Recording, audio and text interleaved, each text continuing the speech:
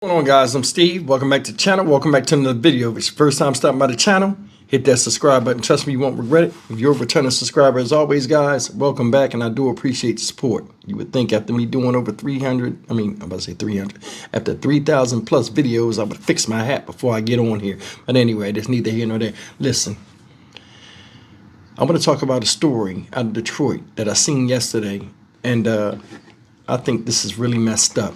It's like kids can't even enjoy being kids anymore.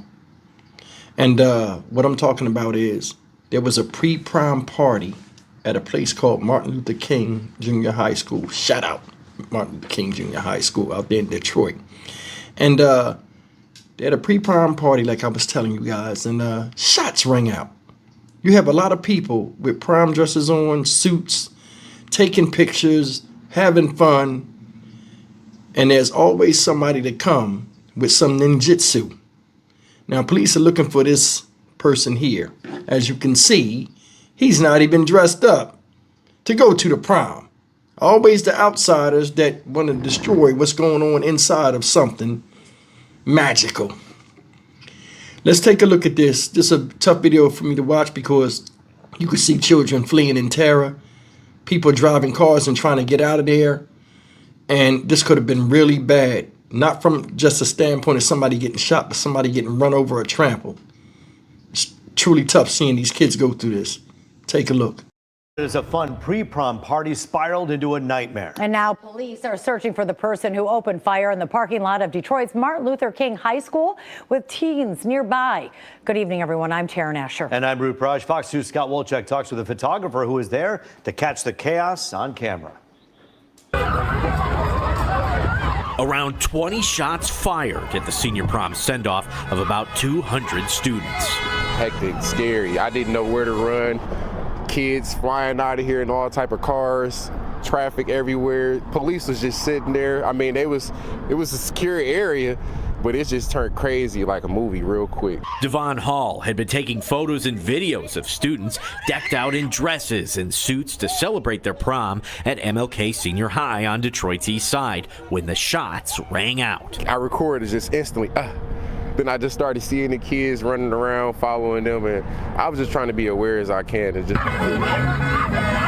Nobody was injured, but plenty were scared. I'm sorry that y'all had to go through this, man. We are not like this. King High School has been elevating, has been bringing nothing but good news to the community. So this is just like something that's just so depressing. Devon says prior to the shooting, everyone was in a great mood. The gunshots seemingly came out of nowhere, and now police are looking for this person of interest. A menace to society, man. There's something that we don't need in this type of community. We're trying to grow and elevate something that we don't need. When bullets fly, people die.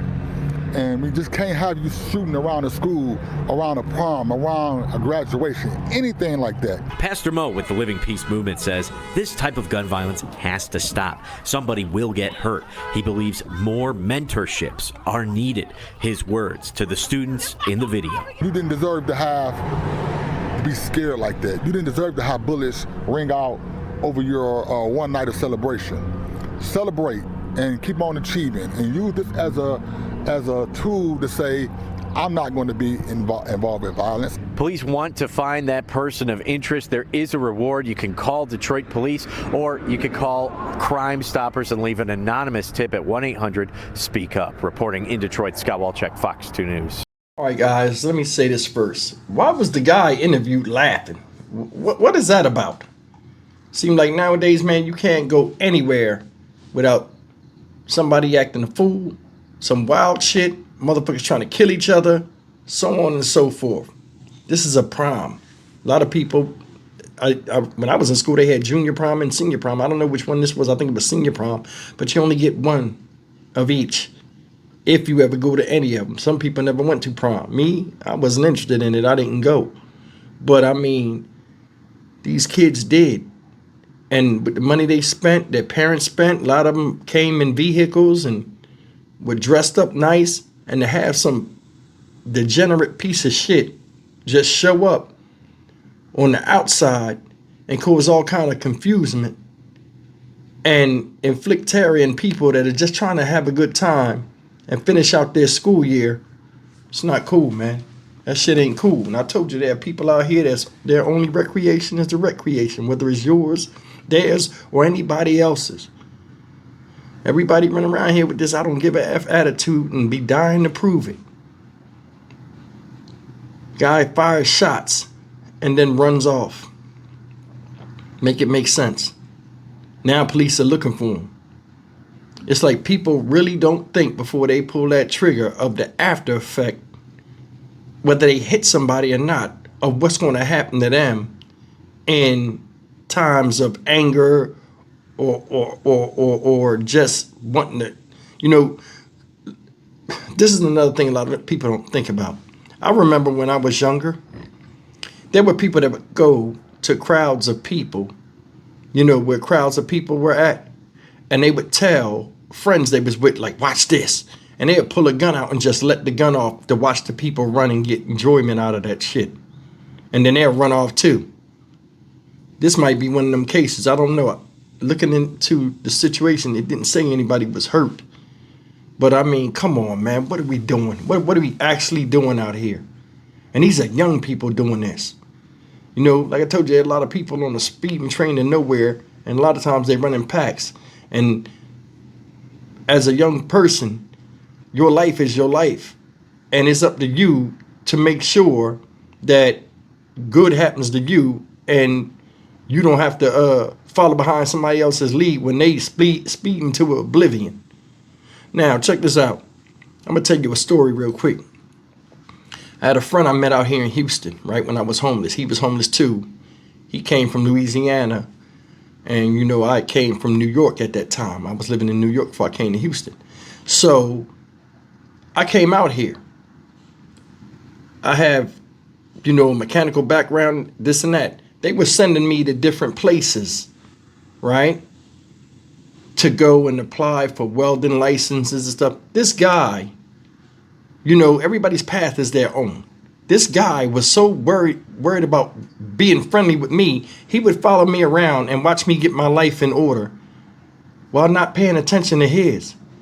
So I had to tell him one day, I said, hey, bro, I said, listen, your sum total of coming to Houston to start your life over ain't got nothing to do with me. I said, you're a cool person, but you got to get yourself right. You can't spend your days hanging around me. I said, we grown-ups. And I guess that pissed him off, so we kind of parted ways.